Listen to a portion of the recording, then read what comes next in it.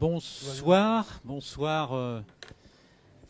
à toutes et à tous. À toutes d'ailleurs, je ne sais pas si je fais bien parce que, à part Brigitte, il y a une dame. Ah oui, Madame Vérac, pardon quand même. Vous entendez pas bien? Est-ce que c'est mieux là? D'accord.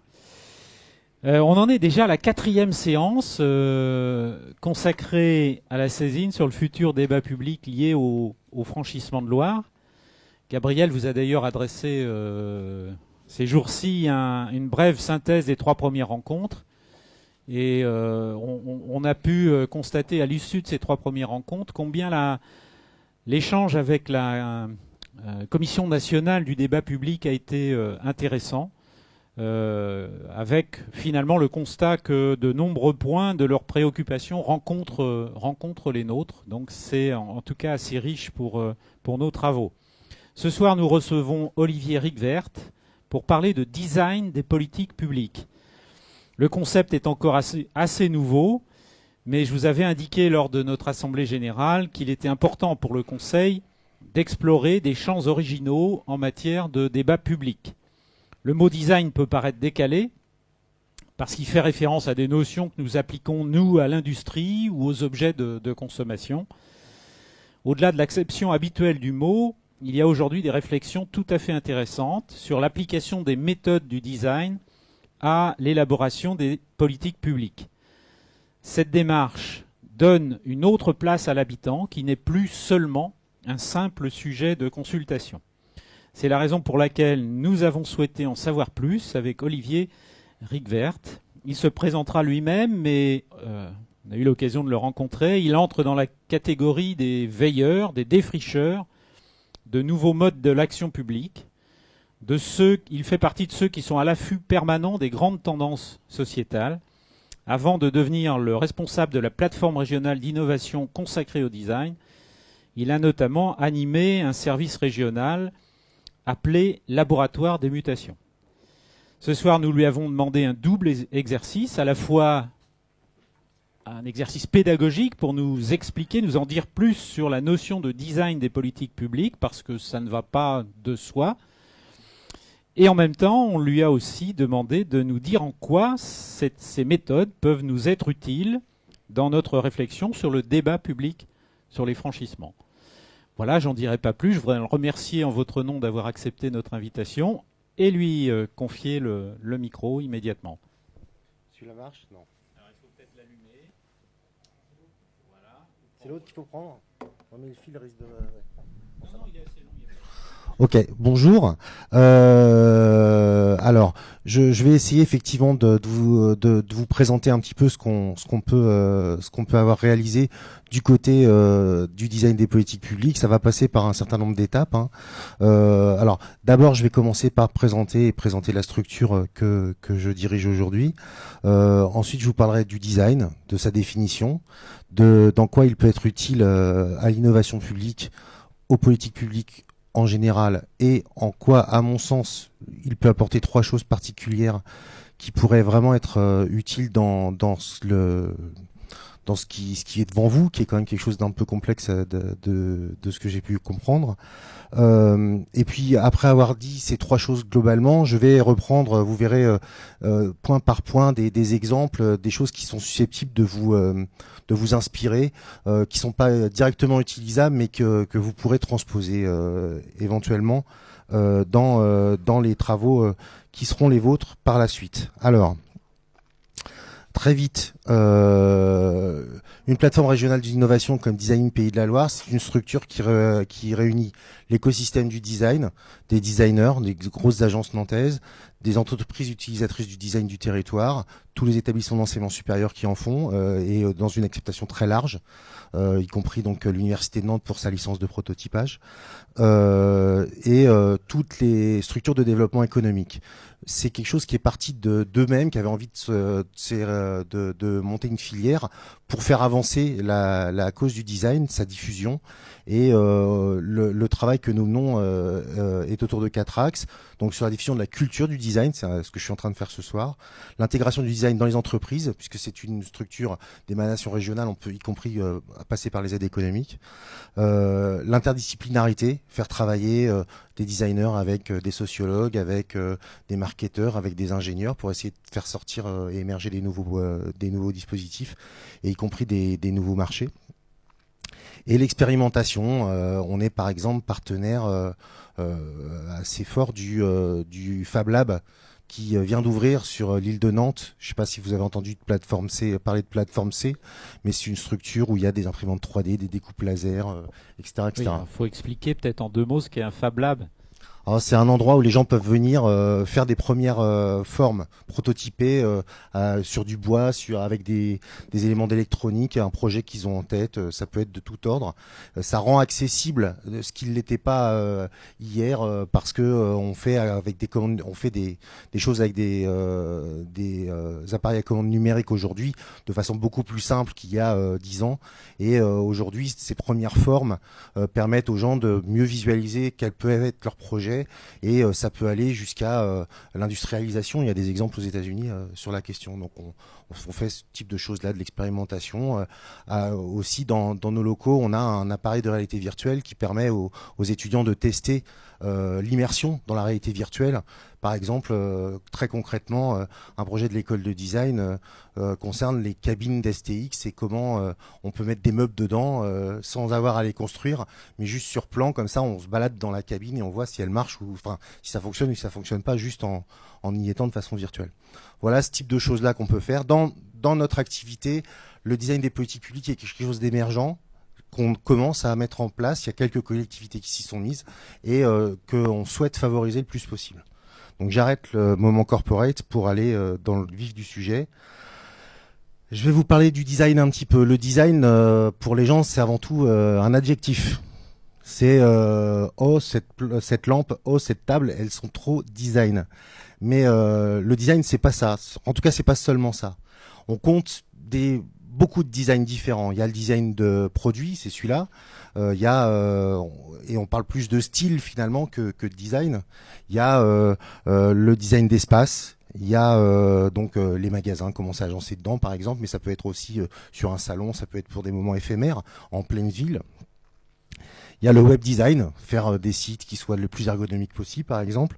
Au Mans, on a une spécialité sur notre territoire qui est le design acoustique. C'est quelque chose de très important pour la qualité sonore. Ça peut être aussi de créer des jingles.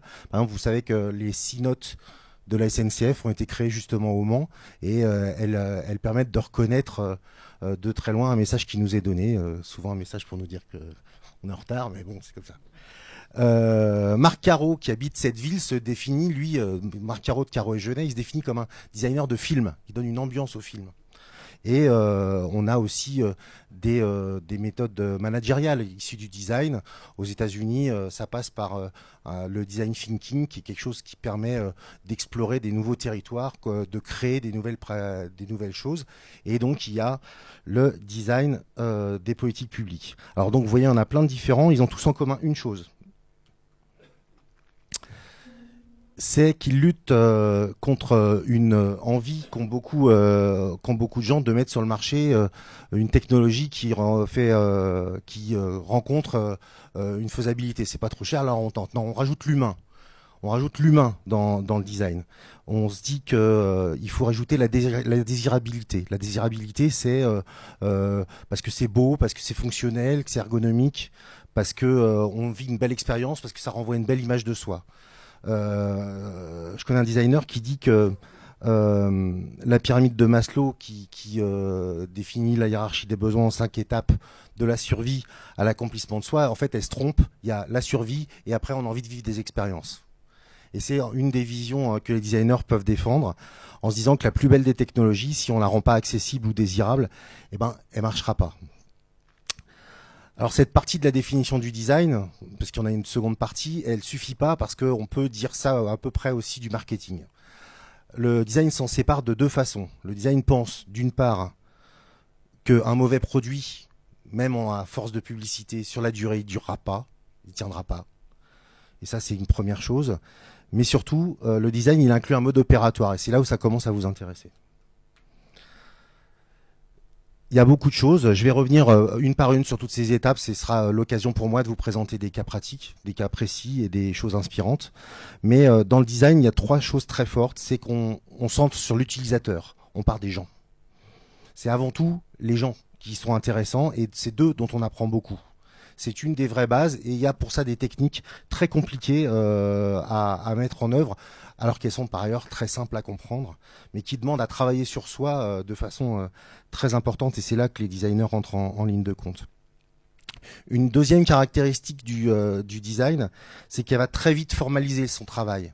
Très vite, on va essayer de trouver une forme, quelque chose qui peut parler aux gens, sur lequel les gens peuvent s'entendre et peuvent discuter. Vous savez que tant qu'on discute de concepts, chacun comprend, on peut maintenir des malentendus. Mais dès qu'on commence à avoir un objet, un dessin, et ben là, tout de suite, c'est beaucoup plus concret et ça lève bien des hypothèses. Et donc c'est quelque chose de très important. Ça va passer par le dessin, par le prototypage, par des storyboards, par beaucoup de choses. J'y reviendrai dessus. Et dans le design, on procède par itération. On adore l'essai-erreur. On se trompe le plus vite possible pour réussir encore plus vite derrière. C'est-à-dire qu'on ne va jamais figer un processus, on va revenir en arrière, on va être capable de toujours remettre en cause les choses pour arriver à une solution qui soit une solution utile, pratique et concrète, et pas forcément la meilleure des solutions. Vous savez, une blague des designers sur les ingénieurs, c'est deux polytechniciens qui sont à l'inauguration d'un pont, c'est pour ça que je la raconte, et qui regardent les gens qui passent dessus, et qui sont en voiture, et ils se disent, bon d'accord, ce pont fonctionne en pratique, mais en théorie. Et ben voilà, ça c'est une question que les designers se posent pas. Les designers, eux, c'est la pratique qui va les intéresser. Alors, en résumé, donc, le design, c'est l'empathie, c'est la concrétisation, quelque chose de concret, et c'est l'essai-erreur. On utilise beaucoup ça aujourd'hui dans le secteur public. Ça a commencé en Angleterre il y a une quinzaine d'années, quand Tony Blair avait plus un sou vaillant d'argent public et qu'il a fallu trouver des idées.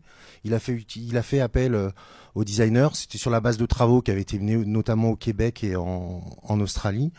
Et il a commencé à mettre en place des dispositifs. Alors, c'est le Nesta, c'est des dispositifs qui sont souvent territoriaux, qui ont utilisé le design sur les territoires. Dans le nord de l'Europe, où le design est quelque chose de très fort, il y a au Danemark une structure qui s'appelle le Mind Lab, qui depuis 11 ans design des politiques publiques. Donc on a un vrai bilan, ça fait 11 ans. Ils ont travaillé sur les politiques d'éducation, ils ont travaillé sur les politiques du ministère des Finances. Ils ont designé la feuille d'impôt, par exemple, pour essayer de faire en sorte que les gens aient envie d'en payer. Je pense qu'on devrait peut-être faire appel à eux en ce moment. En tout cas, ce serait peut-être une solution. Et aujourd'hui, c'est 11 pays en Europe et d'autres aux États-Unis, en Australie, qui se sont mis dans ce type de dispositif, qui utilisent les techniques du design avec des résultats effectifs, tangibles. En France, cette communauté se cristallise autour de la 27e région, qui est une structure qui est née à partir de l'Association des régions de France en 2008, qui a autour d'elle des vrais acteurs. Sur la carte d'Europe que je vous ai mis, vous voyez qu'il y a 2 points, ici, parce que il y a des acteurs du design public qui sont nantais. Et c'est vrai qu'on commence à avoir agrégé un certain nombre de réussites et de choses qui peuvent nous permettre aujourd'hui de passer à une échelle plus importante. Alors moi, en ce qui me concerne, un peu comme tous les acteurs de français, je suis un compagnon de route de la 27e région. J'ai travaillé avec eux notamment sur la partie participation citoyenne de Pays de la Loire 2040, de l'exercice de démocratie participative que la région a fait autour de la prospective, où on a monté des choses, mais je vous en parlerai pendant la présentation. Voilà, je vous ai parlé du design, je vous ai parlé d'innovation publique. Je vais faire un truc qui se fait un peu, c'est je vais commencer ma présentation par la conclusion finalement, parce que je vais vous dire à mon avis en quoi dans vos travaux, et puis après je vais étayer avec plein d'exemples. l'innovation publique peut vous être utile. Elle peut vous être utile pour 3 choses, parce qu'elle va questionner les problématiques. Avec le design, on fait out of the box. C'est pas parce qu'on a un brief qu'on leur challenge pas. C'est pas parce qu'on nous dit qu'il y a 3 moyens qu'on va pas aller en chercher un 4e. On va essayer de faire marcher des choses ensemble et on va essayer de trouver des solutions peut-être innovantes. Et ça, c'est très important. On s'enferme pas dans une logique de départ et il y a des méthodos pour ça. Et ça, c'est très intéressant. La deuxième chose, c'est que ça fait appel à l'empathie. Alors, l'empathie, donc vous savez, c'est la capacité à ressentir ce que la personne en face de soi peut ressentir. C'est pour des raisons hyper concrètes. J'ai repris une citation de David Ogilvy, qui était donc un publicitaire, mais qui disait « Le problème avec les études de marché, c'est que les gens ne savent pas ce qu'ils ressentent, ne disent pas ce qu'ils pensent et ne font pas ce qu'ils disent. » Et il y a un moment donné où c'est valable aussi dans les débats publics, où il y a les postures, moi je peux vous raconter ça, vous connaissez ça aussi bien que moi.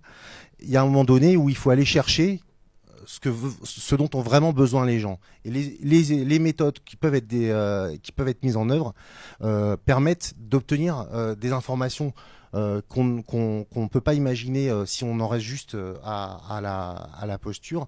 Et ce phénomène de l'empathie qui permet d'engranger des informations est quelque chose de très très intéressant. Je vais vous donner des exemples de tout ça, bien entendu. Et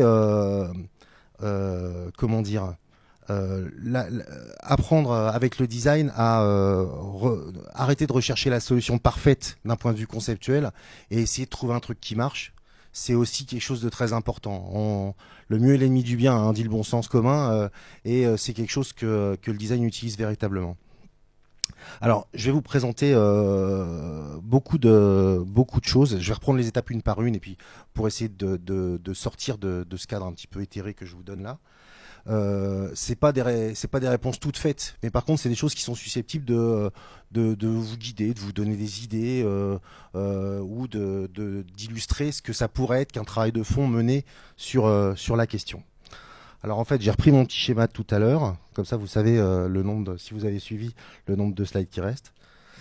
La première chose, c'est la veille. Alors, tous les designers, en tout cas qui sont dans le secteur public, mais globalement, se tiennent au courant de ce qui se passe dans la société. C'est des gens qui sont en phase avec les enjeux. C'est des gens qui, comme donc tout à l'heure on parlait de ce qu'on peut rechercher sur les enjeux de demain. Bon, par ailleurs, ayant travaillé sur Pays de la Valeur 2040, moi j'ai des idées à peu près arrêtées sur un certain nombre de questions qui sont exploratoires pour beaucoup de gens, mais sur la robotisation de l'économie, sur tout ça. Enfin, ils sont au courant. Les enjeux du développement durable, ils les ont présents à l'esprit. Mais au-delà de ça, avec ce fonds, là je prenais comme exemple les transports du futur, qui quand même est un blog extrêmement exploratoire qui est issu de l'ADEME et qui permet d'avoir des idées par rapport aux enjeux des transports de demain, très intéressants. Mais au-delà de ça, ils essayent toujours d'avoir un fonds inspirant qui va leur permettre de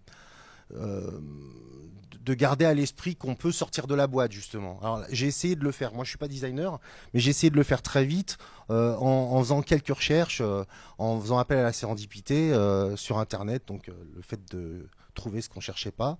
Je suis parti d'un pont à 2 niveaux.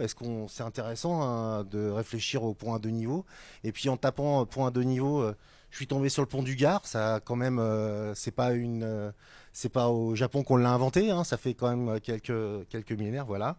Je me suis retrouvé sur la question des péages urbains. Est-ce que c'est un enjeu aujourd'hui qu'il faut intégrer dans cette idée de franchissement de la Loire? J'ai trouvé un petit peu tout à droite le carpool qui se passe, qui permet aux États-Unis, dans certains États, hein, que les véhicules qui ont plus d'une personne à l'intérieur puissent utiliser des fils qui sont interdites aux véhicules où il y a une seule personne dedans. Ça, c'est une question qui est intéressante. Est-ce que c'est une réponse sur l'île Beaulieu? J'en sais rien, moi. Mais c'est des choses ça permet de construire ce qu'on appelle un moodboard ou une planche de tendance, mais quelque chose qui donne un environnement qui permet d'éclairer, de réfléchir différemment et de pas s'enfermer uniquement dans les solutions qui sont proposées, mais d'ouvrir les champs du possible, ce qui ne veut pas dire qu'on va les exploiter complètement. Alors la dernière image, c'est l'Hyperloop, c'est un projet qui permet de mettre des gens dans des tubes comprimés entre San Francisco et Los Angeles, qui permettra aux gens d'aller 10 fois plus vite qu'avec un TGV, une demi-heure en mettra seulement. Voilà, mais ça, ce type de choses-là, c'est un projet sur lequel des gens travaillent, des vrais ingénieurs, et qui a des chances d'arriver. Le type qui propose ce projet, c'est le type qui a fait Tesla, les voitures électriques. Tesla étant une entreprise qui a un capital de 18 milliards de dollars, là où Peugeot est à 3.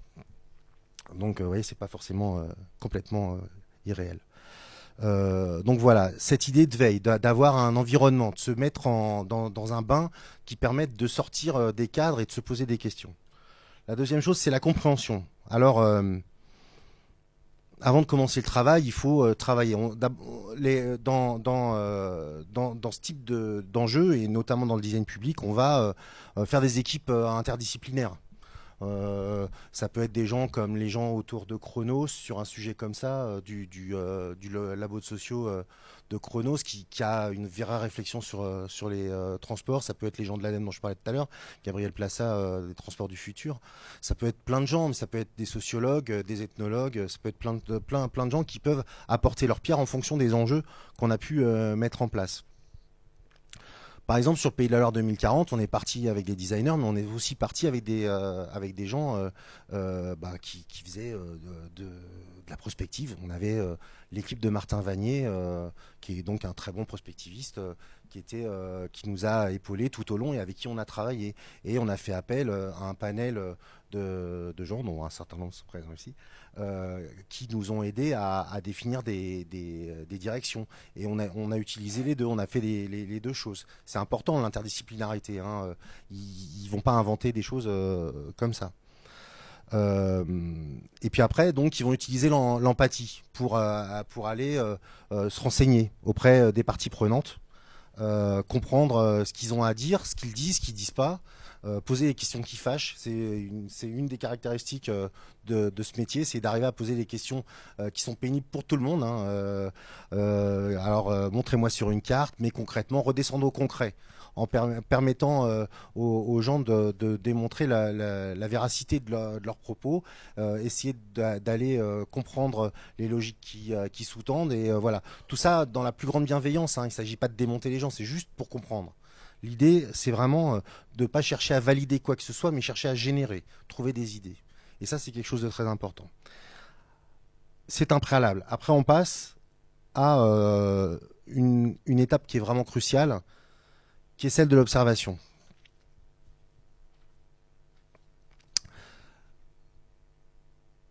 Du point de vue des politiques publiques, le design ne peut pas se cantonner aux parties prenantes, au débat.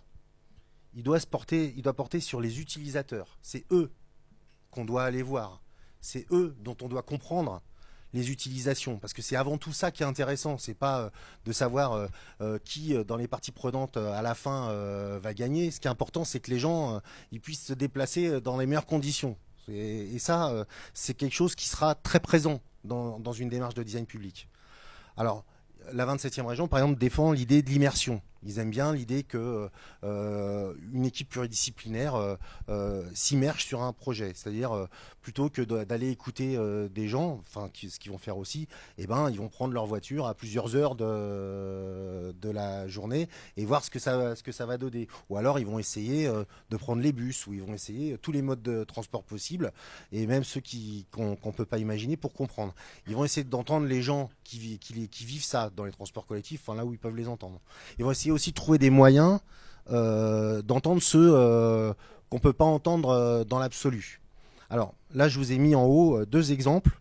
On parlait tout à l'heure de la Commission nationale du débat public. La machine qui est à droite, qui s'appelle le Cube, a été développée dans les débats mobiles de l'éolien en pleine mer face à Saint-Nazaire. Ils sont allés sur des marchés, ils sont allés un peu n'importe où, avec un dispositif qui permettait de recueillir la parole. On n'est pas dans la création là, on n'est pas dans l'idée, dans des choses très compliquées, mais on peut recueillir la parole des gens dans des lieux où on les voit pas traditionnellement.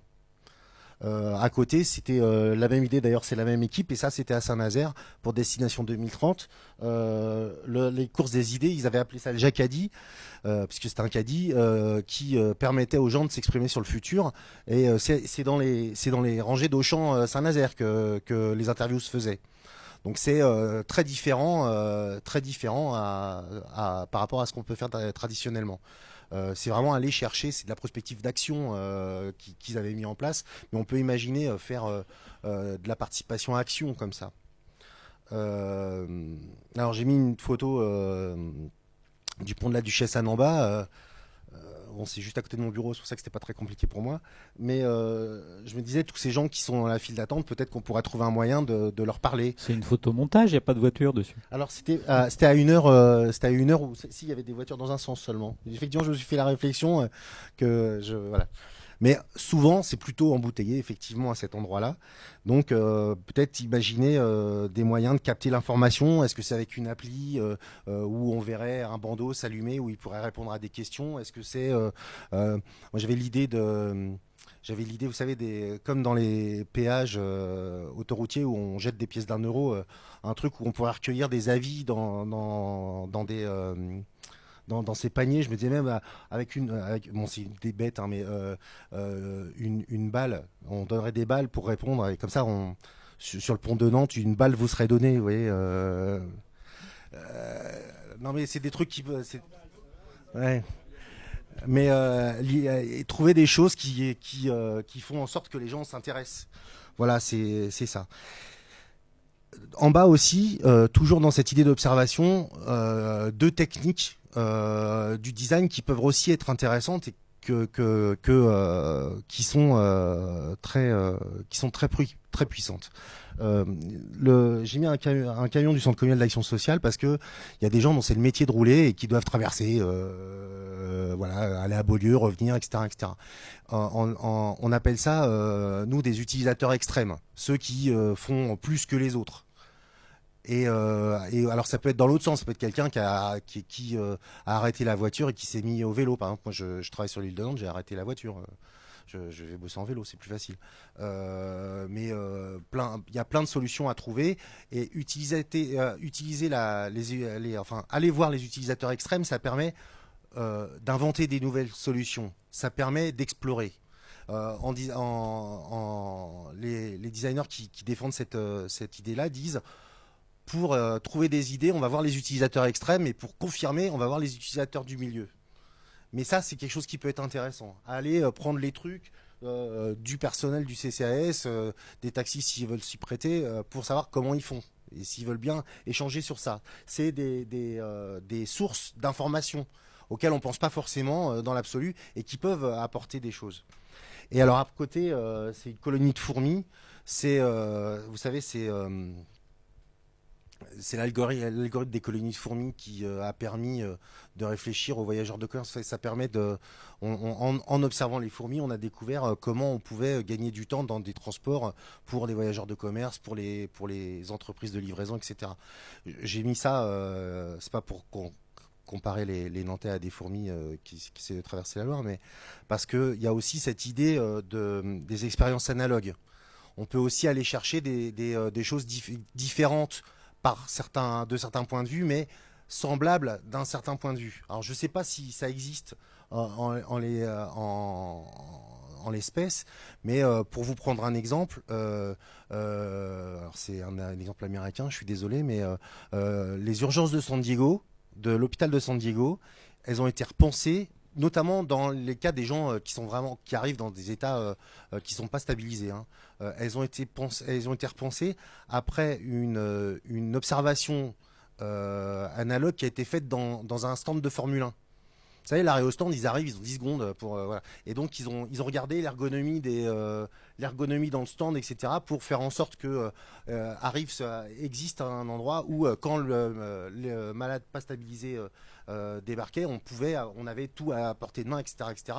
Et on perdait pas du temps parce que chaque seconde était importante. Donc, vous voyez, le principe des expériences analogues dans l'observation, il permet d'apporter des choses différentes et des choses qui sont pas du domaine du débat public traditionnel. Alors ça, c'est une des grandes caractéristiques des designers, c'est d'être capable de formaliser, trouver des formes,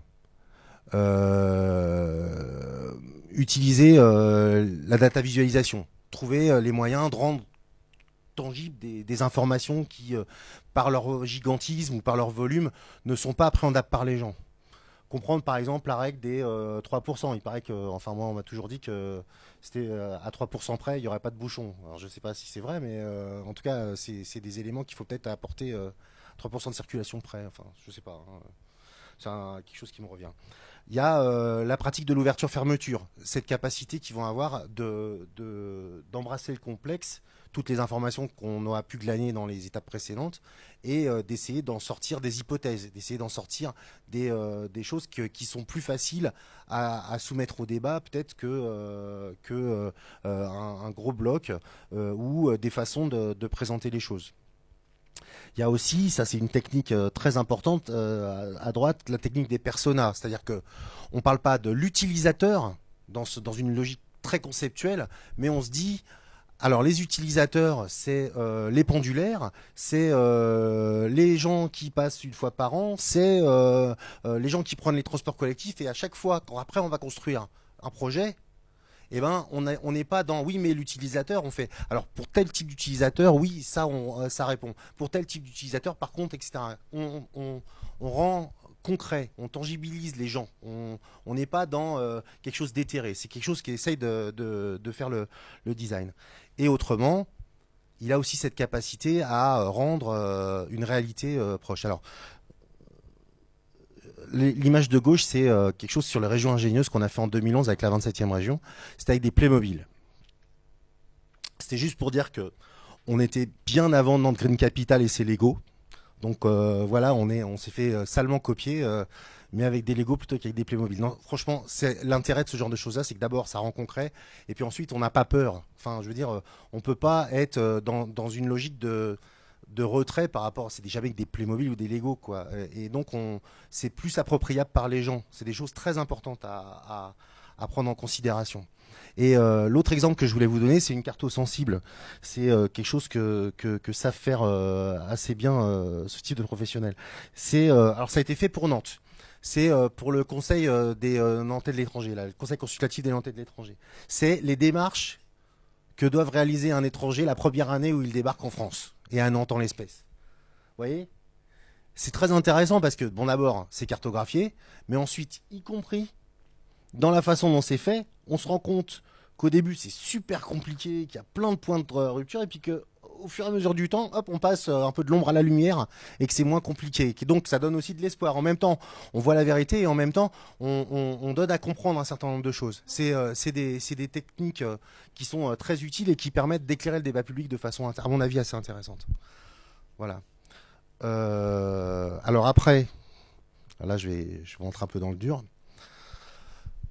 Moi, je connais pas de débat public qui passe pas par des réunions publiques et puis par des sites internet. Hein, on est tous obligés de passer par là. Donc, il faut, peut-être essayer de revisiter les invariants pour faire en sorte que ça soit pas ce que c'est à chaque fois, c'est-à-dire des choses un petit peu. Enfin, vous avez tous vécu comme moi des moments un peu convenus dans ce type de réunion où les gens viennent porter leurs paroles, les mandants, ce qui est parfaitement normal. Hein, attention. Hein. Loin de moi l'idée de dire qu'il n'y a pas de logique à cela, mais où on aimerait bien aussi que d'autres points de vue s'expriment ou que leur point de vue de citoyen s'exprime par certains côtés. Et donc on peut essayer de trouver des solutions. On peut essayer de trouver des solutions. Bon, par exemple, avec des méthodos workshop, comme là, c'est la mission de Val-de-Loire qui avait monté quelque chose avec son public et qui avait réussi à obtenir des choses d'une réunion qui devait être très convenue parce qu'ils avaient travaillé avec des designers qui les faisaient sortir de la créativité, qui leur faisaient faire des séances de créativité. Au milieu, c'est le site de Nantes Ma Ville Demain qui avait vraiment une belle stratégie web. Ils ont vraiment dans les premiers à faire du Facebook, etc. Et ça permettait d'aller attirer quand même un autre public et c'était pas inintéressant. Ça permettait d'engranger d'autres choses et de faire de la co-création.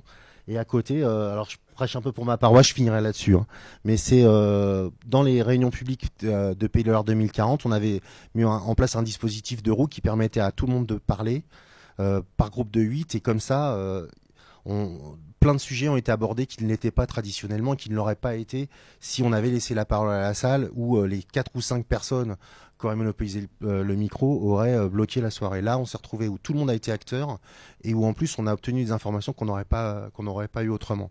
Donc non seulement il y a l'effet workshop, mais il y a aussi la préparation du workshop avec un outil dont je vous parlerai tout à l'heure parce que vous verrez que s'il n'est pas né, comme ça. Il a fallu pas mal travailler.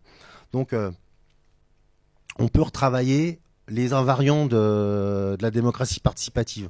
Nous, on l'a fait en travaillant avec les gens de mission publique sur ça. Il y avait les gens de mission publique donc qui interviennent souvent dans cette ville et avec des designers. Et cette rencontre a été très intéressante. Nous a permis d'inventer des modalités de réunion publique adaptées à ce qu'on voulait. C'est-à-dire que les gens sortent de leur quotidien pour se projeter dans l'avenir et deux, qu'on soit pas bloqué sur les 4 ou 5 sujets dont on aurait entendu parler un peu partout parce que y avait des réseaux qui étaient plus forts.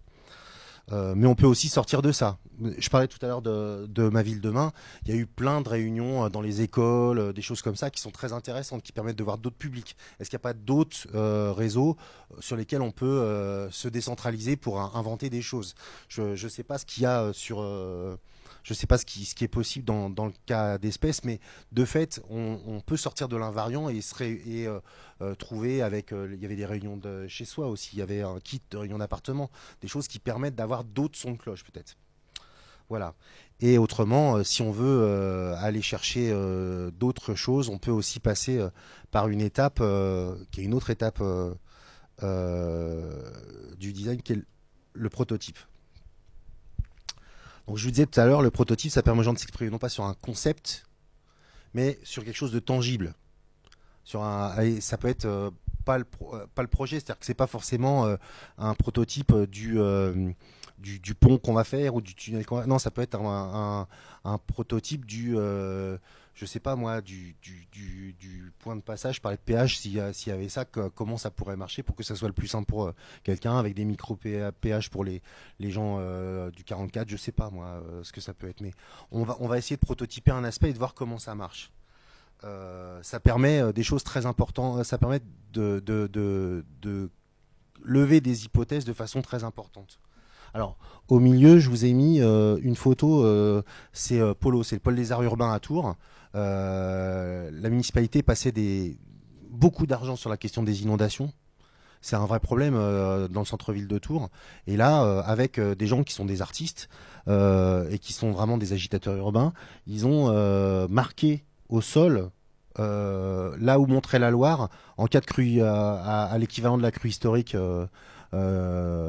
qui est la dernière crue historique, ce qui a permis de développer. Donc vous voyez, il y a plein de badauds, de gens qui se sont arrêtés, qui ont pris conscience comme ça, et ils en ont profité pour aller chercher les gens dans les immeubles autour, et ils en ont profité pour interroger les badauds, obtenir des informations d'eux, travailler différemment, de façon à avoir d'autres paroles que les gens qui venaient pas d'ailleurs dans leurs réunions. Voilà. Récemment, j'ai rencontré dans le même type de choses un projet américain à San Francisco. Ils pensent là eux aussi être pas très loin du Big One, du futur gros tremblement de terre. Ça fait à peu près 100 ans qu'il n'a pas eu lieu et jusqu'à présent c'est plutôt ça la fréquence. Et ils ont commencé à travailler à des formes qui permettent la mobilisation des gens, y compris avec un business model parce qu'ils sont vraiment trop forts. Mais en trouvant des formes différentes et en allant au contact des gens avec des prototypes, des choses qui rendent sensibles les choses. Les deux autres prototypes, c'est quand on a travaillé sur meformer.org à la région, on s'est rendu compte que c'était super, qu'il y avait plein d'informations, mais que dès le premier point de vue dessus, les gamins décrochaient. Et on a refait la même page que la première page, la première fois où on va sur le site Facebook, avec une vidéo d'information qui présente ce qu'on peut obtenir du site. Et on l'a testé sur des gosses dans le quartier du Braille-Malville, des gamins 13-14 ans, et c'était très intéressant de voir leur réaction. Donc on invente une nouvelle forme qui précède d'autres choses et puis qui nous permet nous de nourrir une réflexion sur la façon dont on va faire derrière. Et puis derrière, alors ça c'est plutôt une blague, c'est dans une gare en Bourgogne, où une gare rurale où ils ont travaillé sur un billet de train où il y avait le train, puis le train intercité, puis le car, puis le covoiturage du coin. Et c'était un prototype qui servait non pas à tester le prototype de billet, il servait non pas à tester les gens, parce que tous les gens trouvaient ça formidable, mais plutôt les autorités organisatrices de transport qui disaient depuis toujours qu'ils devaient s'entendre, et qui, quand ils se retrouvaient face à un billet qui prenait ça, ils se disaient non mais ils voyaient l'impossibilité de la chose, ou en tout cas la nécessité importante de revisiter plein de choses pour arriver à ça. Voilà sur les formes, et puis j'ai bientôt fini. Il me reste un slide. Le test. Le test, c'est quelque chose d'important. Moi, je vais vous parler d'une expérience qu'on a vécue sur Pays de la Loire 2040. En fait, on avait testé, on a fait un premier test grandeur nature. On est allé parler aux gens dans la rue. C'était à Saint-Jean-de-Mont, je m'en souviens très bien, du futur. On s'est rendu compte que les gens étaient bloqués sur la question de prospective. On ne pouvait pas interroger des habitants sur la question de 2040 parce qu'ils ne se projetaient pas. Ils n'y arrivaient pas. Ils étaient là. Bon, d'abord, ils comptaient si c'était possible qu'ils soient encore là. Bien entendu, c'était la première chose. Dans quel état je serais ? Et des choses comme ça. Et on n'obtenait rien. Et donc, on s'est dit, oulala, il va falloir travailler. Et donc, on a testé, on a commencé on a observé, on a réfléchi aux freins, on s'est rendu compte que par contre des enfants de 10 ans, tout de suite ils dessinaient des choses, etc. Et que c'était pas lié au fait qu'ils se projetaient pas, parce qu'ils se projetaient aussi, mais parce qu'ils avaient de la créativité, qu'ils étaient capables. Donc on a essayé d'imaginer plein de formes là-dessus. Et avant de se lancer dans 18 réunions publiques à travers les Pays de la Loire, on a testé. On est allé à La Flèche, parce que c'est une ville qui ressemble bien au Pays de la Loire. Enfin, je peux vous raconter ça.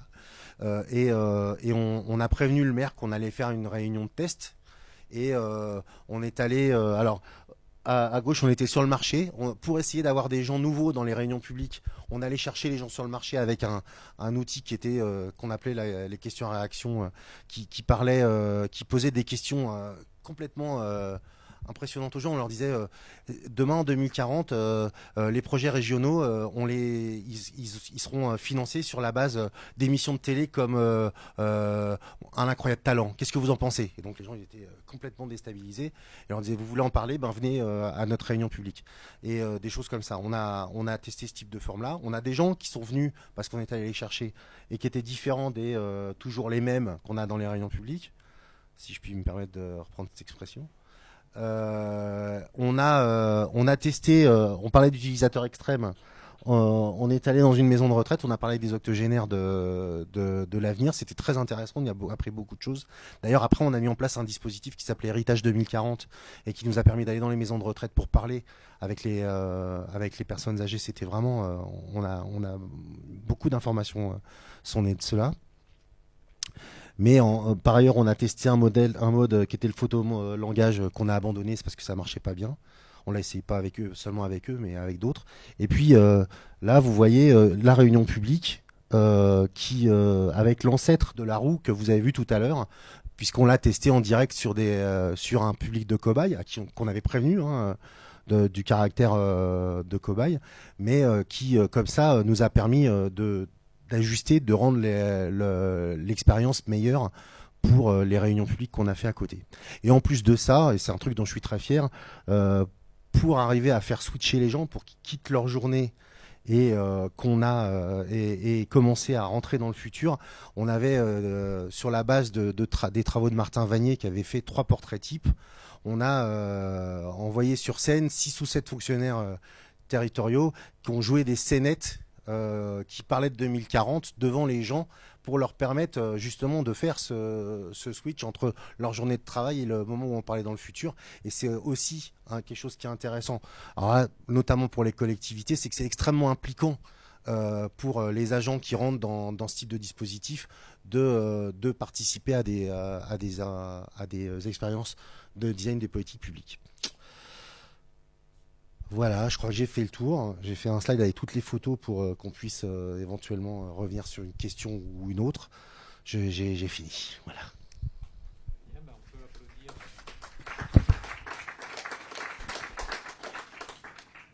On sent qu'il est passionné, qu'il aurait beaucoup d'autres choses à dire, mais justement c'est le moment de lui demander de les sortir. Donc qui commence et qui veut ouvrir l'échange?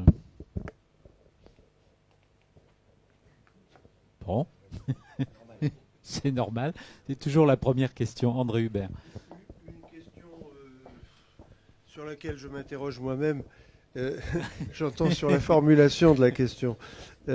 Qui du design ou de l'innovation, selon vous, tire l'autre? C'est l'histoire de la poule et de l'œuf, ça. Hein. Donc, j'ai l'impression qu'il y a un état d'esprit, qu'il y a des méthodos, quoi. Donc ça se répond, quoi. Ça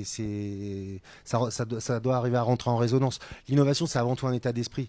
J'ai fait partie de la dernière Learning Expedition du Conseil régional, qui était il y a 3 semaines à San Francisco.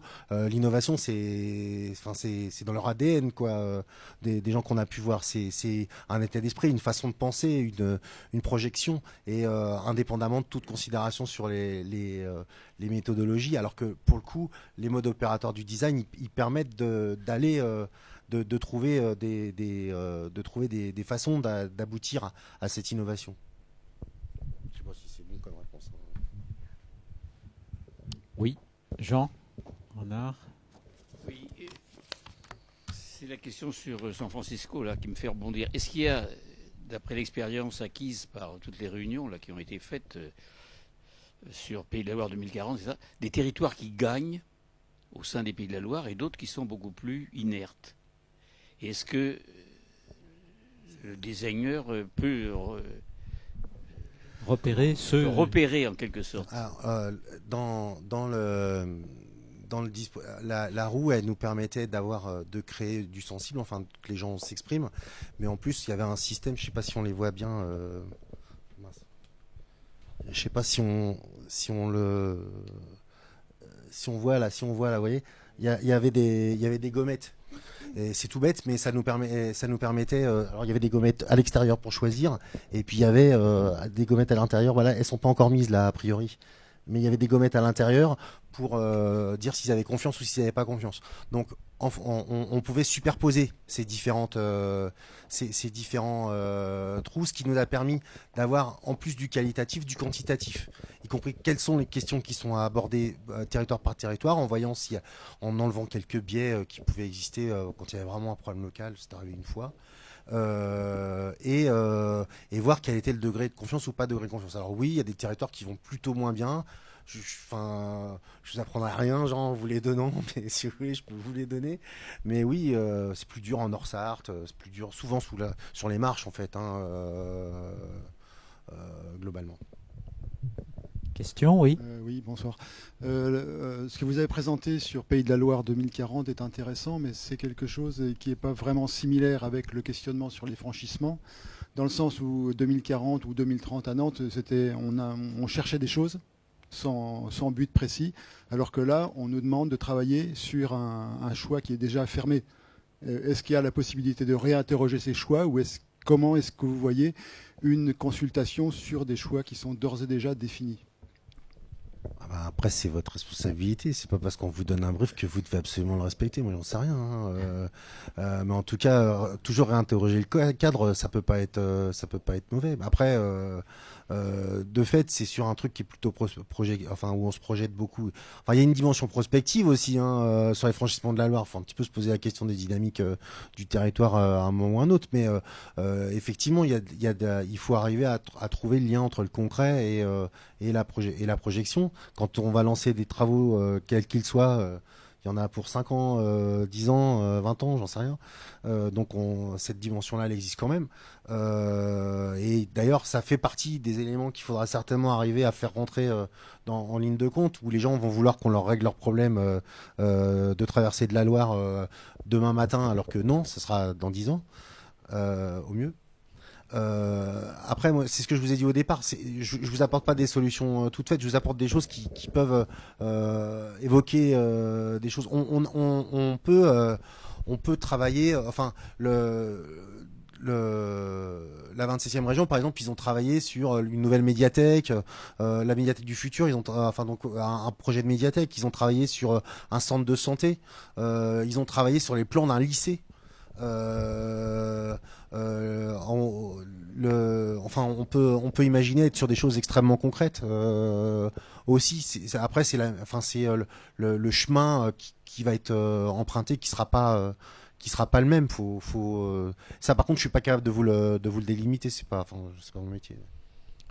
Pour rebondir quand même sur l'échange là, je rappelle que nous, on se prononce pas sur les formes des ouvrages envisagés. C'est vrai qu'il y a aujourd'hui un cadre, mais c'est plutôt sur les méthodes du débat public. De ce point de vue-là, il y a quelques idées quand même qui ont été présentées par notre intervenant qu'on pourra sans doute reprendre. Hein.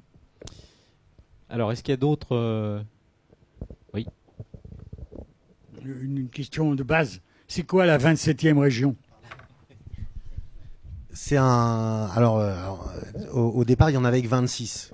Maintenant, il y a, je sais plus quel territoire est devenu. Je crois que c'est Mayotte qui a le statut de département. Mayotte est passé de département à région ou l'inverse ? Comme ça, ouais. Donc c'est plus valable, mais c'est un espèce de laboratoire d'expérimentation que les régions se sont données pour travailler au départ sur la question numérique. Qu'est-ce que le numérique peut changer dans la France de demain et comment les régions peuvent s'en emparer. Et puis très vite, ils sont allés sur des dimensions d'innovation publique qui faisaient appel à des choses comme ça. C'est une toute petite structure. C'est une association c'est associative, qui est financée par l'Association des régions de France. Alors pas seulement, il y a des fonds européens, l'État, puisque l'État s'intéresse à tout ça, CIEMI. Non, pas du tout, non. Non, pardon, c'est une association. Ouais. Est-ce qu'il y a d'autres interrogations ? Oui. Attends, il y en a. Attends.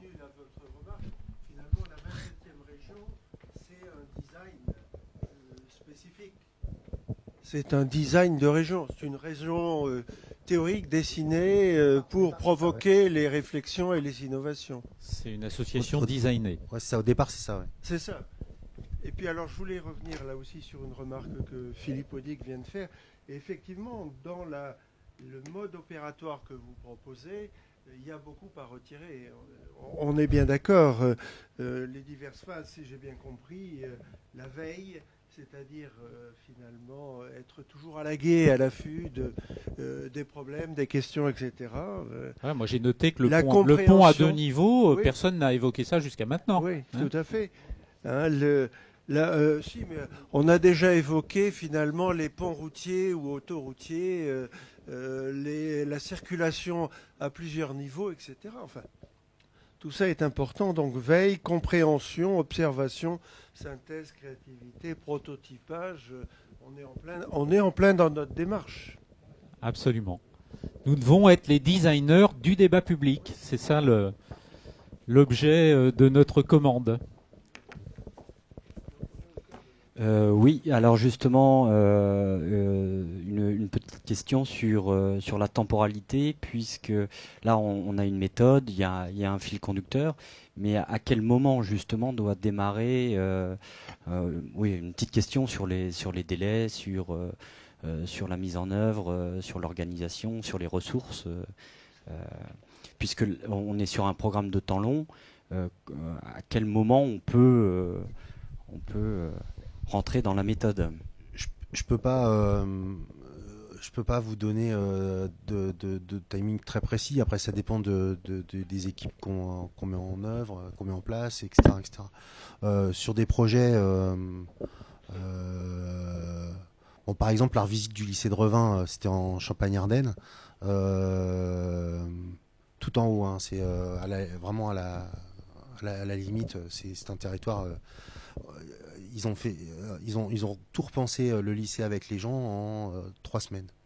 Alors pas l'une à côté de l'autre, il y a eu du temps entre les deux pour retravailler, voilà, mais en 3 semaines d'immersion et ils ont réussi à revoir le dispositif. Ce qui était intéressant en plus dans ce truc-là, nous on s'en sert beaucoup de cet exemple-là parce que l'architecte qui était programmiste en même temps, il avait un projet et on lui a demandé si on pouvait challenger son projet, il a crâné, il a dit oui et on a obtenu en discutant avec les lycéens, avec les agents, avec les enseignants, on s'est rendu compte qu'il y avait 2 salles qui étaient redondantes quoi. Et donc on a fait gagner 900 000 euros sur le coût complet. Donc c'était un truc dont on se sert beaucoup pour aller voir les directeurs généraux des services en leur expliquant qu'en plus on va faire du cost killing, c'est super. Et ils adorent ça. En général, tous, hein, enfin tous ceux que j'ai croisés, ils adoraient ça.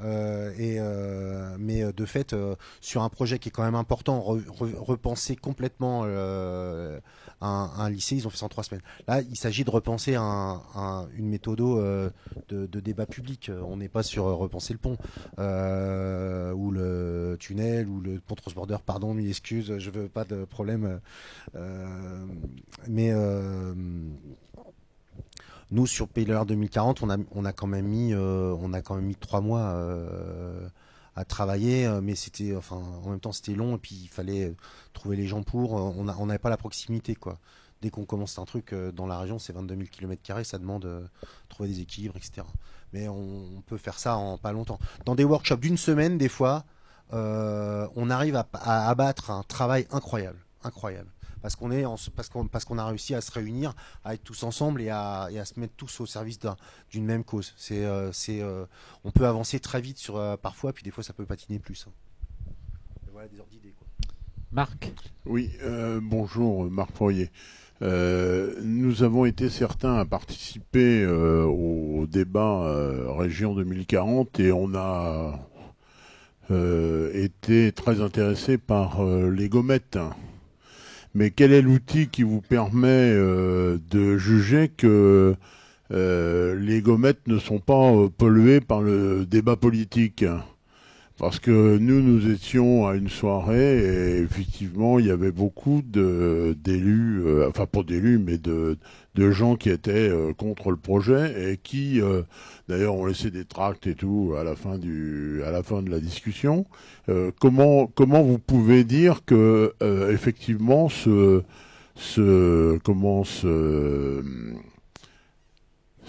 outil, est fiable?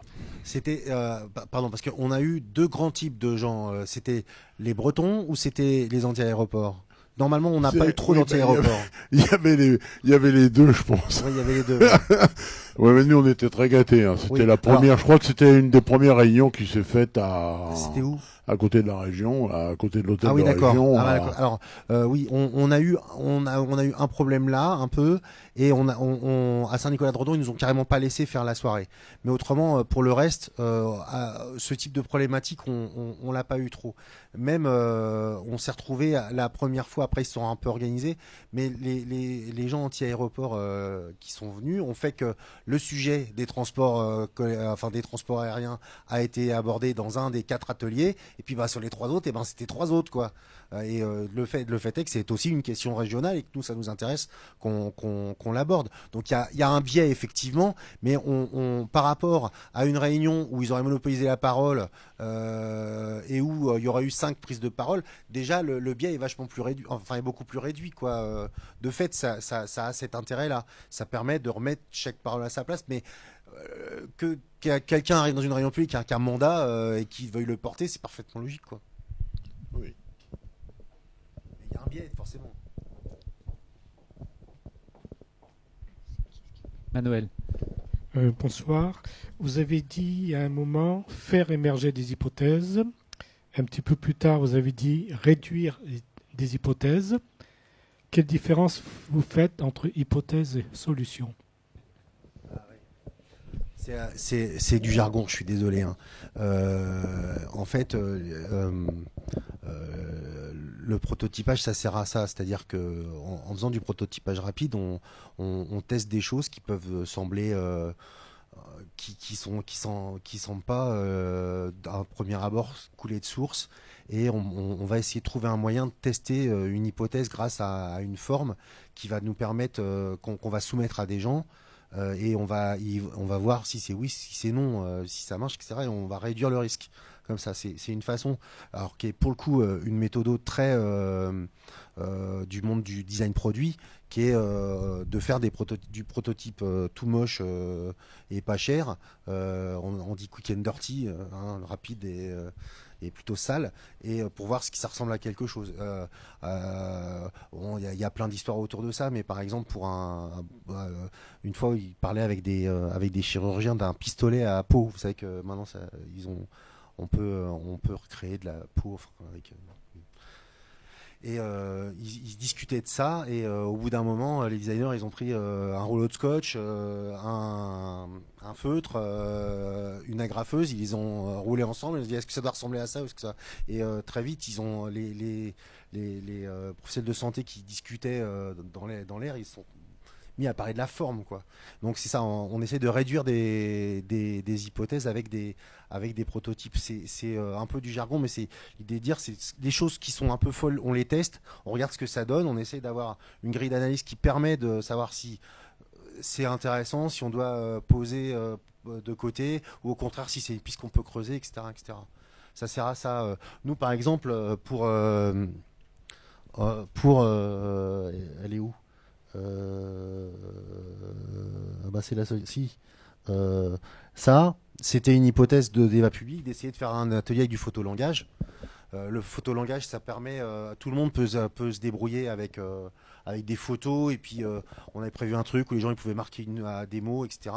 Et on a essayé, on a testé ça parce que c'était intéressant, c'était facile d'accès. On s'est rendu compte que le résultat était pauvre et qu'on n'en tirait pas grand-chose. Et que même si on essayait d'agréger des photolangages, ça donnait pas grand-chose. Et c'est pour ça qu'on est plus allé vers ça, quoi. Oui. Alain Grand-Guillot. Moi, j'ai vécu en Allemagne, au Danemark, ce qu'ils appellent des public designers. Bon. Puis il se trouve que j'ai une expérience là depuis 1 an parce que j'ai mon fils qui est en Nouvelle-Zélande et il est sur un programme où il est dans la période design, sur un plan de mobilité.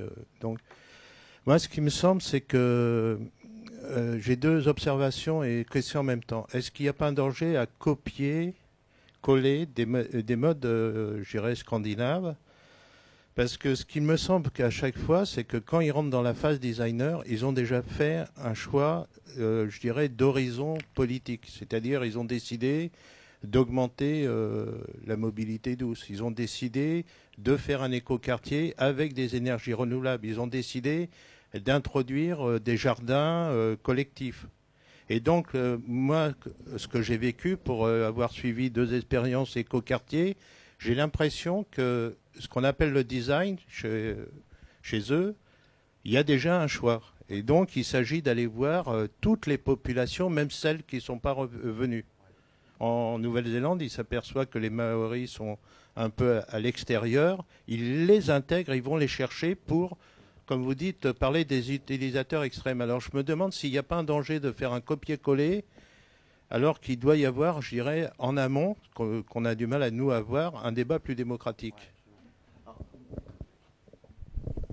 Ma réponse, elle est sur la seule image qui n'était pas sur la grande mosaïque, et je suis super content de moi, bravo. Ma réponse, c'est que, oui, il y a eux là, mais il y a aussi eux, on le fait ailleurs, quoi. Et on n'est pas forcément dans. Et puis je vous assure qu'aux Italiens de Sicile, si on arrive en disant on va faire des éco-quartiers, c'est moins facile. De fait, je pense que les méthodos effectivement que vont utiliser les pays scandinaves sont très tendent à un monde très très précis, voilà. Alors, mais on peut utiliser, par exemple, tout au long, je vous ai beaucoup parlé de méthodes qui sont utilisées par IDEO, sans les citer. IDEO, c'est la plus grande boîte de design du monde. C'est des Californiens. Eux, ils font du business et ils cherchent juste des solutions, quoi. Changer le monde, ils ont une filiale pour ça et ils sous-traitent à des petites boîtes quand on vient les chercher sur des sujets, sur les ONG, etc. Et on peut utiliser. Moi, c'est pour ça que je vous parlais d'utilisateurs externes, je vous parlais de choses comme ça, c'est parce qu'il faut effectivement aller voir tous les utilisateurs. Ce qui est important, c'est il faut pas nier. Il faut pas nier des réalités. Il y a des gens qui veulent traverser la Loire. Alors après, on peut imaginer plein de choses, mais de fait, on peut utiliser ces méthodos sans diriger dès le départ dans un sens ou dans un autre. Je pense pas que ce soit complexe. Là, en l'occurrence, pour le débat public, encore une fois, il ne faut pas confondre les étapes, mais pour le débat public, il y aura bien une proposition de formuler par la collectivité. Elle va dire, voilà les ouvrages qu'on propose de faire. Et le débat public doit permettre de faire évoluer cette solution ou ces solutions proposées, ou de les adapter. Oui, juste une question. Vous avez, ce que vous avez présenté, vous avez dit vous-même, c'est un état d'esprit. Enfin, c'est plus qu'une méthode. Donc moi que je trouve plutôt intéressante. Si on rapporte ça aux collectivités et à ce que sont aujourd'hui leurs équipes administratives ou techniques, par exemple, il me semble qu'il y a un léger décalage. Il va être critique là, je crois. Alors, comment dire ? Alors d'abord, non, moi je dis pas de mal, mais bon, d'abord, premier élément, ça s'est fait à Nantes. Je vous ai parlé de ma ville demain, d'une part, donc il y a quand même des exemples. Aujourd'hui, il y a des designers intégrés au Conseil général de Loire-Atlantique, il y a des designers intégrés au Conseil régional, c'est quelque chose qui grimpe. Moi, ça fait partie de mon métier de faire en sorte que, au contraire, cette communauté s'agrandisse. C'est très déstabilisant, et pas spécialement pour le top management souvent, mais plus pour le management intermédiaire. Les agents qui se retrouvent embarqués dans ces choses-là adorent ça. C'est vraiment, on retrouve du sens, quoi. Enfin, c'est peut-être plus vrai encore pour au conseil régional où on est très très éloigné. Enfin, je veux dire, un certain nombre d'entre vous déjà, enfin j'imagine une bonne partie est déjà venu au palais de région. Bon bah voilà quoi, on est au bout de l'île, on n'est pas trop dans la vie quoi. J'y suis plus, donc c'est pour ça que je peux faire ça.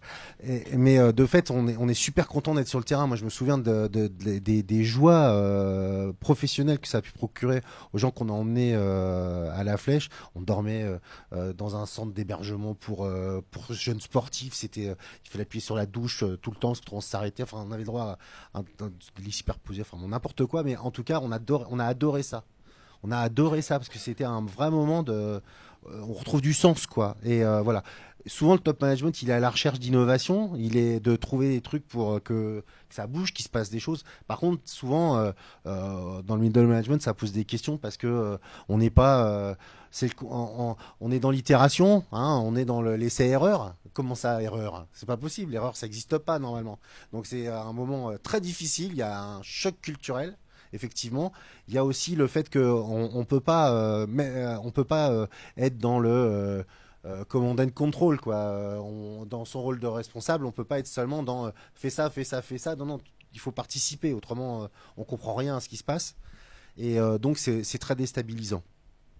Mais pour les gens qui participent, c'est souvent un truc formidable. La bataille, elle est souvent amenée à faire le sandwich, quoi, à essayer de faire se rejoindre le top management quand si on l'a pas avec nous, ça sert à rien. Et faire se rejoindre la base avec le tout en haut. C'est en train de bien se passer dans les deux collectivités qui ont donc embauché les designers dont je vous parlais. Oui, Christian. Oui, je voulais intervenir un peu dans le même registre que les deux questions précédentes. C'est-à-dire, moi, je pense que le fait de partir au débat sur la base de projets déjà présentés par les élus, je pense que ça risque de freiner justement ce qu'on essaye de faire. La question, c'est un peu ça, hein, comment vaincre la pesanteur des services, les habitudes des élus dans le débat public. Et c'est vrai que vous avez prononcé plusieurs fois sur les slides le mot d'empathie. Pour l'instant, l'expérience qu'on a des échanges dans les débats publics, c'est vrai que ça tourne plutôt souvent au pugilat et au conflit. Et il faut absolument trouver le moyen, et vous nous avez entrouvert des portes, là, justement, pour essayer d'éviter ce genre de débat. C'est vrai que, bon, faut sortir du conventionnel, et essayer de faire entendre ce qui est inaudible habituellement. Je pense que c'est là-dessus qu'on va centrer un petit peu notre action dans le cadre de l'innovation des moyens. Et vous nous avez déjà indiqué là, pas mal de choses intéressantes. Voilà, je pense que ça rejoint un petit peu la notion qu'on avait avancée de trouver une image de marque au débat public. Ça, le débat public qu'on souhaite vouloir instituer. Et cette image de marque, on peut la trouver dans tout ce que j'ai vu là. Alors, juste sur cette question-là, il y a un mois là, il y avait une conférence sur l'innovation au Conseil régional devant, ils appellent ça les cadrans, c'est-à-dire que c'est Catégoria qui par ailleurs sont des managers y compris de proximité. Moi j'ai commencé en leur disant la participation où c'est la collectivité qui daigne aller expliquer au bon peuple ce qu'il faut qu'il pense, c'est contre-productif, ça sert à rien. Mais je suis allé beaucoup plus loin que ça. Je leur ai dit, aujourd'hui, l'innovation, elle part des utilisateurs. Et aujourd'hui, si vous faites une politique publique en définissant en chambre, en laboratoire, les tenants et les aboutissants, et qu'après vous allez expliquer aux gens, et éventuellement que vous voulez bien discuter un peu des modalités, ben vous allez vous planter, c'est obligatoire. Aujourd'hui, l'innovation, il faut aller chercher chez les gens. Il faut comprendre ce dont ont besoin les gens, et pour pouvoir répondre effectivement. C'est votre politique publique, pour qu'elle soit bonne, il y a 3 solutions. Soit vous êtes super doué, soit vous avez beaucoup de chance, soit vous êtes vraiment allé observer quels sont les besoins des gens. Et je pense que la question de l'observation, elle est très forte. J'ai fini, je conclue, en fait, j'ai animé la table ronde, il y avait des gens qui parlaient, qui présentaient des exemples, mais à la fin j'ai fini à mes anciens collègues en leur disant un de ces matins aller sur un quai de gare, aller dans une cantine, passer un peu de temps dans un centre de formation, asseyez-vous, prenez tout ce que vous savez, mettez-le de côté, ça sert à rien là, juste regardez les gens. Et regardez comment ils interagissent avec vos services. Regardez comment ils peuvent utiliser tout ce que vous pouvez mettre à leur disposition. Et s'ils l'utilisent au mieux, et s'ils l'utilisent pas bien, ça veut dire certainement qu'il y a des choses qui sont ratées. Donc, repensez dans ce sens-là, repensez de l'utilisateur, parce que c'est ça votre rôle au départ. Et donc, il y a des dispositifs, c'est un truc que j'ai à l'esprit depuis très longtemps, mais par exemple, à Saint-Étienne, nos confrères de la Cité du Design ont monté un dispositif d'observation où ils emmènent des grands chefs d'entreprise, des grands responsables publics, accompagné d'un designer, voir la réalité des choses. Et donc de la visite habituelle, moi vous savez j'ai travaillé en cabinet, donc je sais ce que c'est qu'organiser des trucs où le président va avec 20 personnes en cravate autour, dans une usine on lui met un casque, dans une cuisine on lui met, ou dans l'agroalimentaire on lui met un machin, ça, c'est super, on appuie sur des boutons, ça sert à rien. Par contre, prendre quelqu'un, l'amener sur le terrain et avec quelqu'un qui va lui dire Ah, tu vois, il y a ça, il y a ça, il y a ça. Regarde ça. Assieds-toi, prends ton temps et pas être reconnu. Lui mettre, on a le débat sur est-ce qu'il faut mettre des postiches ou pas, mais l'idée, elle est là. Et ben ça apprend énormément aux gens et ça remet en question plein de choses. Apprendre l'empathie aux gens, c'est leur rendre un service magnifique et ça fait partie des déterminants qui peuvent arriver à faire basculer du côté du mais oui, on peut pas arriver avec des projets, il faut qu'on écoute les gens véritablement. Mais ça veut pas dire que les projets sont pas intéressants parce que peut-être qu'on arrivera finalement sur des trucs comme ça à la finale, mais prenons le temps d'écouter les utilisateurs. Une question, dans votre exemple, quand vous parlez d'un designer, c'est qui en parcours ou en compétences qui va observer le déroulement là, avec les chefs d'entreprise que vous venez de citer? Parce que pour revenir à ma question aussi, c'est en Allemagne ou en Scandinavie, c'est par exemple, c'est l'Institut social d'écologie qui fait des formations complètement transversales. Un sociologue devient a des compétences en architecture, voire en design, d'ailleurs enfin, design comme nous on l'entend sur la forme. Donc c'est des pluridisciplinaires. J'ai pas l'impression qu'en France, on a les personnes compétentes pour pouvoir faire ce travail de designer qui sont, à vrai dire, transdisciplinaires. Alors, à Paris 1, il y a un prof de philo qui est designer qui accueille des doctorants sur la question des sciences humaines et du design. À Nantes, l'école de design, ils ont plein de doubles diplômes avec alors les arts et métiers, avec plein de gens différents et plein de structures différentes. À Audencia, ils accueillent, ou à l'IAE d'ailleurs, c'est à peu près la même chose, sauf qu'il y a un endroit où c'est beaucoup plus cher. Mais je sais pas si c'est beaucoup mieux, mais enfin, l'enseignant est vraiment exceptionnel par ailleurs le type d'Audencia, mais ils peuvent prendre des gens qui ont fait du marketing, qui sont ingénieurs, et ils les amènent en spécialisation sur du design. Il y a plein de dispositifs qui existent comme ça aujourd'hui. Le choix de la transdisciplinarité est quelque chose sur lequel ils vont beaucoup en ce moment. Et c'est vrai qu'il faut souvent trouver quelqu'un pour ça qui a travaillé sur l'ethnologie, voire même l'éthologie, être capable de bien comprendre, de bien comprendre comment les systèmes marchent, etc., etc. Voilà, il y a des gens qui sont spécialisés là-dessus. Mon ami François Gégou, qui a un cabinet à Bruxelles, mais qui se balade sur toute l'Europe, il a vraiment développé des procédés pour permettre aux gens de prendre tout ce qu'il y avait à prendre dans une observation, quoi. C'est des gens qui travaillent sur ces questions-là, quoi. C'est quand même un des enjeux centraux du design. Alors, moi j'ai une question. Jusqu'à maintenant, ce que je comprends, c'est que vous avez à la région utilisé les méthodes du design, notamment pour travailler sur Pays de la Loire 2040. Mais est-ce que les politiques du mandat actuel ou du mandat futur vont être designées, c'est-à-dire est-ce que les politiques de formation professionnelle, est-ce que les politiques de transport, enfin voilà, est-ce que vous allez appliquer ces méthodes-là pour construire ces politiques-là dans le futur? Alors moi maintenant je suis un prestataire par rapport à la région, donc je sais pas ce qu'ils vont faire, mais je crois que c'est rentré un peu dans. Alors là concrètement ils ont mis en place des dispositifs, ils ont travaillé sur un truc qu'ils appellent le PME, mais qui est pas le guichet unique des entreprises, mais quelque chose qui ressemble à ça, en tout cas une procédure unique qui pourrait être développée par tous les acteurs qui rentrent dans la logique. Ils ont travaillé un dispositif qui est rigolo, ils appellent ça le démarreur bienveillant. C'est que quand un politique a un projet, ou alors soit parce que c'est le sien, soit parce que son vice-président lui a dit tiens, il faudrait que tu travailles là-dessus, il fait un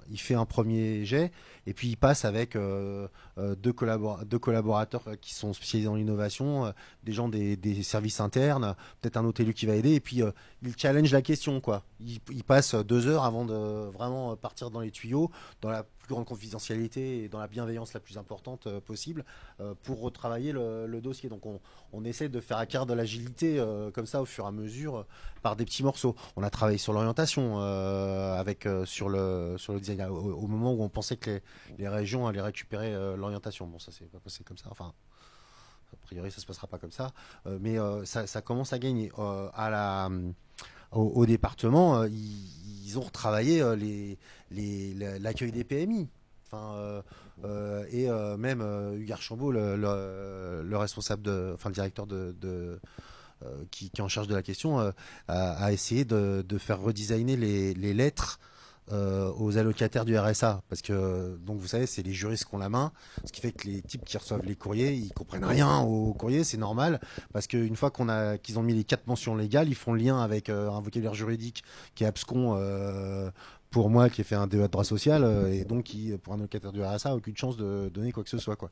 Et donc on peut imaginer comme ça avancer des pions un peu partout en agilité, quoi.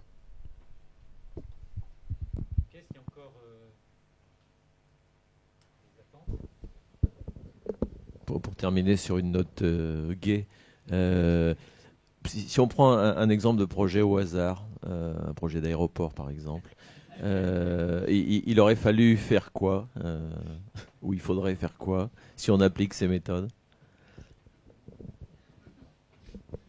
Ça, c'est la question piège.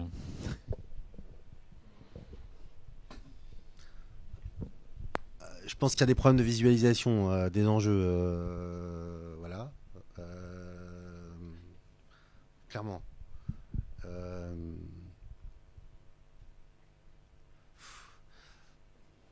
Il y avait beaucoup de choses qui jouaient. Ouais. C'est compliqué. C'est vraiment salaud comme question. C'est sûr que dans le choix du site il y a 40 ans, personne n'avait vraiment développé ces méthodes-là. Non, c'est vrai. Et moi, je me souviens, j'ai suivi le débat public en 2003 de façon précise. Je suis allé dans plein d'endroits. J'ai regardé comment ça se passait parce que c'était vraiment important. Puis et donc à l'époque, la Commission nationale du débat public, elle organisait des trucs où, c'était un ring, quoi. Il n'y avait pas de méthodologie et on s'est enquisté à ce moment-là et depuis voilà. Mais par exemple, la question de la zone, il y a aussi un choix dans les arguments qui a été fait, qui ont été faits sans réfléchir à un certain nombre de choses. Je sais pas. Je pense que ce sujet s'est enquisté dans des réalités depuis tellement longtemps que c'était là de toute façon on pourrait rien faire. Puis par ailleurs, dans les équipes qui travaillaient avec moi sur les projets de prospective, il y en a une, elle a passé l'été sur la ZAD là. C'est un petit peu voilà. Moi je suis plutôt pour le projet. Enfin je suis pas plutôt pour, je suis plutôt vraiment pour.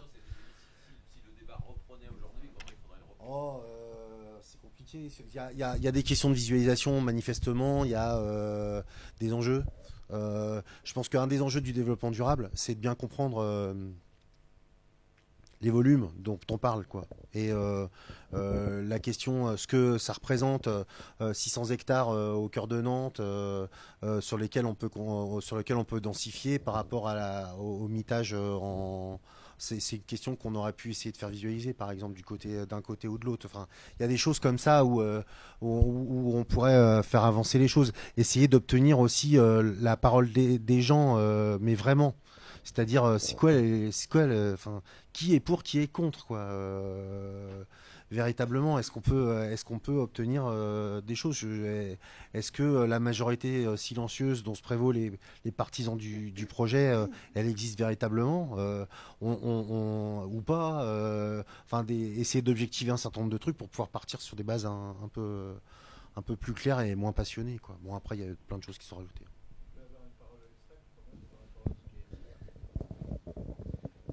Je remarquerai deux choses. Non, c'est dans le débat. Je ne me souviens pas sur Notre-Dame-des-Landes. Mais je me souviens qu'il y a eu des jeunes qui sont venus quand il y a une présentation de Retière. Il y a peut-être à penser... je suis dans le débat public. Alors si on veut recommencer le débat, il ne faudrait pas que la majorité de la salle qui était présente et qui est là aussi, qui ait ce brouhaha contre le groupe des jeunes. Parce qu'après, quand il y a eu l'apéro, je suis allé les voir, il y avait... Georges Lemaître, comment il s'appelle le maître, son prénom, je me souviens plus, qui a été les voir. À vrai dire, c'était pas un groupe homogène. Il y avait 5 familles de jeunes qui étaient là, qui a été complètement exclus, au point qu'ils n'ont pas voulu aller discuter avec les gens présents au pot. Pour poser la question est très bonne. et à l'extrême, ça pourrait être un exercice. Moi, j'ai vu à Brest et à Rennes, je crois, il y a un géographe qui présente une méthode de... Je sais pas, vous en avez peut-être... enfin, je ne veux pas poser la question technique, mais la MapMint, c'est-à-dire comment on transforme une carte géographique en fonction des groupes d'influence, Mind etc. mapping. Hein, il y a un géographe sur l'Orient qui a fait une présentation avec le groupe Le Monde Diplomatique, et puis donc il y a un travail qui est fait d'ailleurs là-dessus, qui serait intéressant de reprendre avant que les débats soient déviés. Donc là, on est vraiment dans le débat public. Il s'appelle Avril, je crois. On parle de l'aéroport là. Oui, il a fait un travail. Oui, il a fait un travail okay. Sur ce problème-là, et il a pris comme exemple concret. Je crois que sa thèse va sortir, parce que quand il l'a présenté à Brest, le livre va sortir. Je pense que il avait dit à la fin de l'année, et donc c'est une thèse.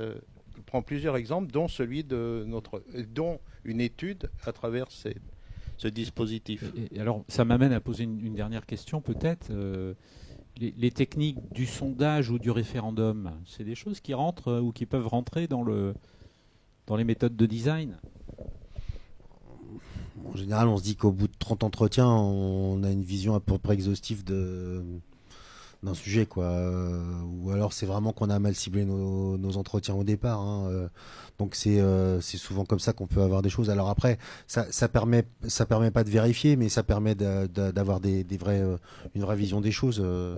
Mais concrètement,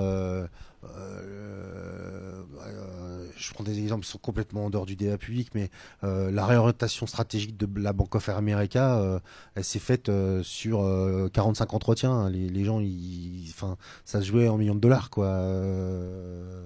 Et ça suffisait. Enfin, les designers ont dit bon, c'est bon, ça passe là. On sait ce qu'on doit faire. Alors du coup, il y a encore une question. Oui, une question. Vous avez beaucoup utilisé l'expression les gens. Et je trouve que sous cette expression, c'est quoi? C'est les utilisateurs, les clients, les victimes, je sais pas. Enfin, moi, je veux dire, ça me gêne. Ça me gêne. D'accord. Ça me gêne beaucoup, quoi. Ouais. Je sais pas comment dire. Parce que, autrement. en fait, il y a, c'est vrai, c'est une erreur. Ça n'a pas de. Enfin, oui, j'y mets aucune connotation. On parle d'utilisateur, mais d'abord c'est plus long, c'est 4 syllabes au lieu d'une. Mais non, c'est parce que c'est non, parce que enfin c'est un des grands débats du design public. C'est en fait les usagers. C'est des utilisateurs qui sont aussi des citoyens. Non, autrement c'est des utilisateurs.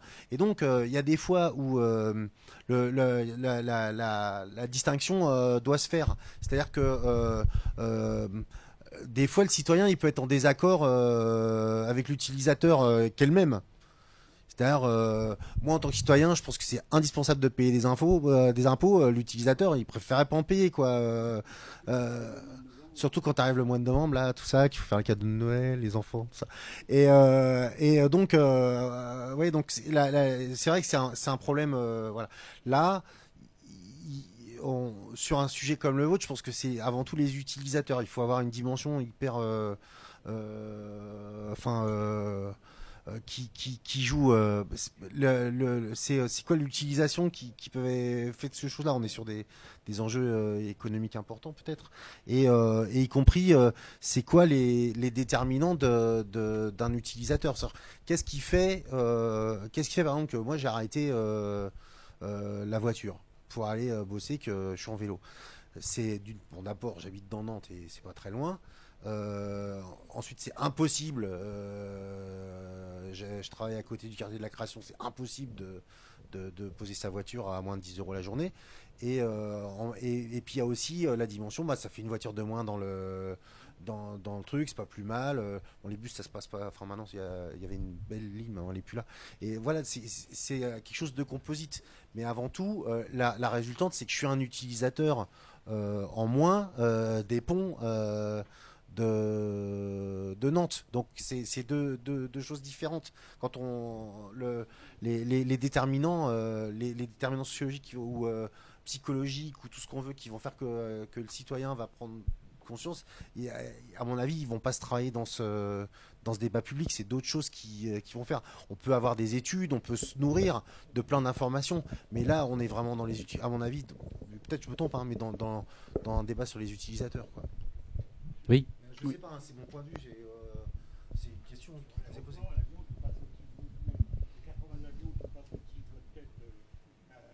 Le matin à 8h et le soir à 18h, ça pour caricaturer, vous n'êtes pas un utilisateur, mais vous êtes une victime, entre guillemets. Il y a des situations comme ça. Oui, dernière question. Je me posais la question par rapport à tout ce que vous venez de dire. Est-ce que, en fait, si on veut lancer le débat public, est-ce qu'il est nécessaire de mettre un projet? Puisqu'en fait, là, dans le cas précis, on met un concept, franchir la Loire. Et donc, le débat public, si on veut faire parler les utilisateurs, usagers et les gens, eh ben, faut peut-être pas leur mettre un cadre. Il faut peut-être qu'ils trouvent le cadre. Parce qu'en fait, à la limite, le franchissement de la Loire, c'est peut-être abandonner les voitures. Et c'est pas 900 000 euros dans le bénéfice, c'est 150 millions. Non mais c'est par exemple, non mais c'est important. Vous parlez d'un seul coup, c'est une prise de conscience politique d'un autre système de fonctionnement. Il y a des alternatives, elles peuvent être présentes. On peut agrandir les alternatives, enfin en énumérer d'autres. On peut combler un bras de Loire, par exemple.